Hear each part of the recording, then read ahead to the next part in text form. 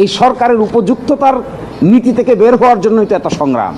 সেখানে ছিল উপযুক্ত কর্তৃপক্ষ, আইন মন্ত্রণালয়। এখন বলছেন সরকার উপযুক্ত মনে করিলে, সরকার উপযুক্ত মনে করিলে বদলি হবে, উপযুক্ত মনে করিলে মঞ্জুরি হবে, উপযুক্ত মনে করিলে ছুটি হবে, উপযুক্ত মনে করিলে শৃঙ্খলা হবে, উপযুক্ত মনে করিলে পদোন্নতি হবে। তাহলে সুপ্রিম কোর্টের বিচারক নিয়োগ হবে কি করে? আগের মতো কানাকানি করে? আগের মতো টেবিলের নিচে দিয়ে কে কাকে পছন্দ করি আর কে কাকে অপছন্দ করি, এইভাবে? এটা পছন্দ করেন, এটা পছন্দ করেন, কে কার জুনিয়র আর কে কার সিনিয়র, কার বাড়ি কোথায়, কার আইডেন্টিটি কি, কার রাজনৈতিক পরিচয় কি, এইভাবে নিয়োগ দিবেন?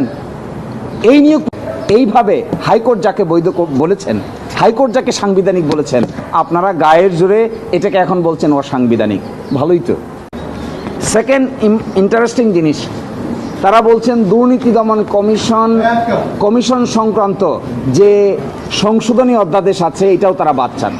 আপনারা জানেন দুর্নীতি দমন কমিশনের অধ্যাদেশ, সংশোধনী অধ্যাদেশে কি আছে? সেখানে বলা ছিল দুদকের মহাপরিচালক এবং পরিচালকগণ একটা সার্চ কমিটির মাধ্যমে তাদেরকে নিয়োগ করা হবে। সরকার চাইলেই হায়ার এবং ফায়ার করতে পারবেন না। তারা বলছেন এই সার্চ কমিটির বিধানটাকে তারা বাতিল চান। তাহলে দুদকের মহাপরিচালক কিভাবে অ্যাপয়েন্টেড হবে? দুদকের পরিচালকগণ কিভাবে অ্যাপয়েন্টেড হবেন? সরকার যারে চাইবেন তাকেই বসাবেন, যাকেই বাদ দিতে চাইবেন তাকেই বাদ দেওয়াবেন। মহাপরিচালককে তারা এক ধরনের প্রেশার ক্রিয়েট করেই তাকে পদত্যাগ করিয়েছে।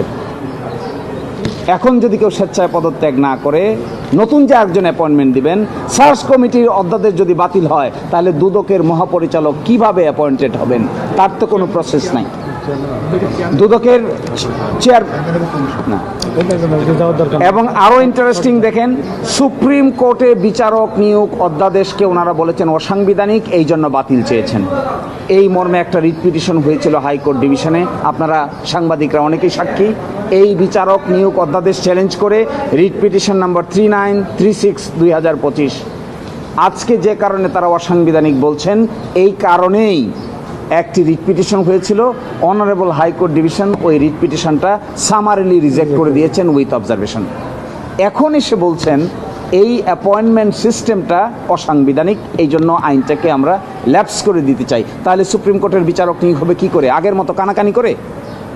আগের মতো টেবিলের নিচে দিয়ে কে কাকে পছন্দ করি আর কে কাকে অপছন্দ করি, এইভাবে? এটা পছন্দ করেন, এটা পছন্দ করেন, কে কার জুনিয়র আর কে কার সিনিয়র, কার বাড়ি কোথায়, কার আইডেন্টিটি কি, কার রাজনৈতিক পরিচয় কি, এইভাবে নিয়োগ দিবেন? এই নিয়োগ প্রক্রিয়া থেকে সরে এসে কমিশন হলো, যাচাই বাছাই প্রক্রিয়া হলো, গণবিজ্ঞপ্তি হলো, ভাইবা হলো, প্রধান বিচারপতি সেই কমিশনের প্রধান। এখন এসে বলছেন প্রধান বিচারপতির ক্ষমতাকে খর্ব করা হচ্ছে। কেন? প্রধান বিচারপতি নিজেই তো সেই কমিশনের প্রধান। এখানে আরও 7 জন সদস্য আছেন, তারা যাচাই বাছাই করে এই পরামর্শ রাষ্ট্রপতির কাছে পাঠাবেন, রাষ্ট্রপতি সেখান থেকে নিয়োগ দিবেন। তারা এসে বলছেন এই প্রক্রিয়া অসাংবিধানিক। প্রক্রিয়া যদি অসাংবিধানিক হয় তাহলে বিচারক নিয়োগ প্রক্রিয়ার ক্ষেত্রে কী ধরনের স্বচ্ছ ব্যবস্থাপনা করতে চান তার সুনির্দিষ্ট প্রস্তাব দিতে হবে। আর সুনির্দিষ্ট ব্যবস্থাপনা বের না করে বর্তমানে স্ট্রাকচারটাকে নষ্ট করতে চাওয়াটা আমাদের উচ্চ আদালতকে ধ্বংস করার আরেকটা নতুন সিস্টেম জারি করতে চাচ্ছে। এইভাবে হাইকোর্ট যাকে বৈধ বলেছেন, হাইকোর্ট যাকে সাংবিধানিক বলেছেন, আপনারা গায়ের জোরে এটাকে এখন বলছেন অসাংবিধানিক। ভালোই তো। That is what is a dichotomy. In one hand you are saying to uplift the constitution, in other way around you are destroying the constitution. আরও ইন্টারেস্টিং, সুপ্রিম কোর্ট সচিবালয় হয়েছে একটা রিট পিটিশনের রায়ের প্রেক্ষাপটে। বাংলাদেশ সংবিধানের 116 অনুচ্ছেদ অসাংবিধানিক ডিক্লেয়ার করেছে আমাদের সুপ্রিম কোর্ট এবং 6 মাসের ভিতরে পৃথক বিচার বিভাগীয় সচিবালয় প্রতিষ্ঠার নির্দেশ দিয়েছে। এই মর্মে একটি অধ্যাদেশ হয়েছে, ফাংশনও শুরু করেছে, পরিপূর্ণ ফাংশন করে নাই, আংশিক ফাংশনও শুরু করেছে। এখন এসে তারা বলছেন এই সচিবালয় অধ্যাদেশের মধ্যে সেকশন 7-এ তারা পরিবর্তন চান। কি পরিবর্তন?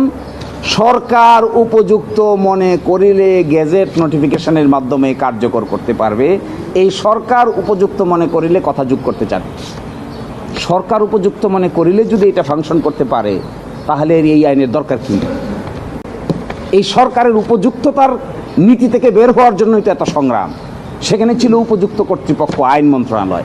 এখন বলছেন সরকার উপযুক্ত মনে করিলে, সরকার উপযুক্ত মনে করিলে বদলি হবে, উপযুক্ত মনে করিলে মঞ্জুরি হবে, উপযুক্ত মনে করিলে ছুটি হবে, উপযুক্ত মনে করিলে শৃঙ্খলা হবে, উপযুক্ত মনে করিলে পদোন্নতি হবে।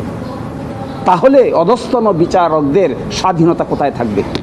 অধস্তন বিচারকদের স্বাধীনতা পরিপূর্ণভাবে তারা আর্টিকেল 116 অ্যাপ্লাই করে করবেন মর্মেই তো এত সংগ্রাম, এত কিছু। তৎকালীন প্রধান বিচারপতির নেতৃত্বে সেপারেট সচিবালয় উদ্বোধন করা হয়েছে। এখন এসে যে লাও সেই কদুতে আবার ফিরিয়ে নিতে দিতে চাচ্ছেন। আমাদের বিবেচনায় এগুলো বিচার বিভাগীয় সংস্কার, সাংবিধানিক সংস্কার এবং ট্রান্সপারেন্সি অ্যাকাউন্টেবিলিটির সংস্কার প্রক্রিয়াটাকে এজ এ হোল তারা বাধাগ্রস্ত করছেন। তারা দেখেন দুদকের প্রধান সার্চ কমিটি তারা নিগেট করে দিচ্ছেন, তারা নিগেট করে দিচ্ছেন মানবাধিকার কমিশনের তদন্ত করার ক্ষমতাকে নিগেট করে দিচ্ছেন। তাহলে আপলিফ করছেন কি? বিচারকদের ইন্ডিপেন্ডেন্স নিগেট করে দিচ্ছেন, সুপ্রিম কোর্টের বিচারক নিয়োগ করার আইনকে নিগেট করে দিচ্ছেন। তাহলে পাশ করছেন কি? রিফর্মের কি হবে? সংস্কারের কি হবে? এত অধ্যাদেশের ফিউচার কি হবে? আর একটি কথা বলে আমি শেষ করে দিচ্ছি আপনাদেরকে। ব্যাংক রেগুলেশন অধ্যাদেশ নামে একটি অধ্যাদেশ আছে, যার মাধ্যমে কতিপয় ব্যাংকে একত্রীকরণ করা হয়েছে। একই সাথে আরেকটি কাজ করা হয়েছে, সেখানে ব্যাংক থেকে যারা টাকা ডিফালকেট করেছেন, মানি নিয়েছেন, লন্ডারিং করেছেন, তাদের বিচারের পরিপূর্ণ রোডম্যাপ আছে এই আইনে। তারা এসে বলছেন এই আইনটাকেও তারা ল্যাপস করে দিতে চান। কেন? তাহলে ওই মানি লন্ডারিংয়ের যে চাপে পড়েছেন নাকি? যারা মানিটা লন্ডার করলো, ব্যাংকে খালি করলো, ব্যাংক থেকে কোলাটেরাল ছাড়া লোন নিয়ে গেল, যারা ব্যাংকে ভুয়া কোম্পানি তৈরি করে without submitting any collateral took loan of crores and crores of money, তো তাদেরকে সেভ করে দিচ্ছেন তো। Why are you saving them? Why the government is proposing this type of lapsing ordinances? Why? What should be the ultimate benefit? তাহলে আমরা যে বেগমপাড়া বলি, money laundering বলি, ব্যাংকগুলোকে খালি করে বলি, এক ইসলামী ব্যাংক থেকে সালম 70,000 কোটি টাকা সরিয়েছেন, 70,000 crore টাকা। And now you, the government, is coming up with your own interpretation and giving them shelter. How? কেন? যদি আপনাদের কাছে সময় না থাকে, ইনস্ট্যান্টলি বসে এই আইনটাকে পাশ করে, কতিপয় বিধান যদি পরিবর্তন করতে হয়, আইনকে পাশ করে পরবর্তীতে সংশোধনী আকারে কতিপয় বিধান পরিবর্তন করা যায়, কিন্তু আইন ইন ইটস এন্টায়ারিটি বাতিল করে দিতে চাচ্ছে। এই জন্য this is a very technical point, legal point. We are arguing our case on our favour, কিন্তু আমরা মনে করি এর সব কিছুর কেন্দ্রবিন্দু হলো ইন্টারিম গভর্নমেন্ট কর্তৃক গৃহীত মেজর সংস্কার প্রক্রিয়ার বিরোধিতা করছে সরকার।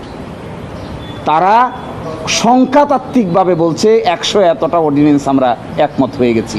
খুঁজে দেখবেন ওই 100 একমত হওয়া 100 কতটা অর্ডিন্যান্সের কথা যে বলছেন, তার মধ্যে মেজর কোনো সংস্কার পরিকল্পনা নাই।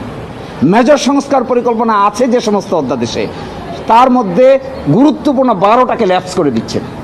তাহলে এই পুরা 18 মাসের সংস্কার প্রক্রিয়াকে দে আর ডিনাইং, এবং that is the result of the mass upsurge and the revolution. So আমাদের পার্ট থেকে this is our concern, the government should not do this type of drastic measure.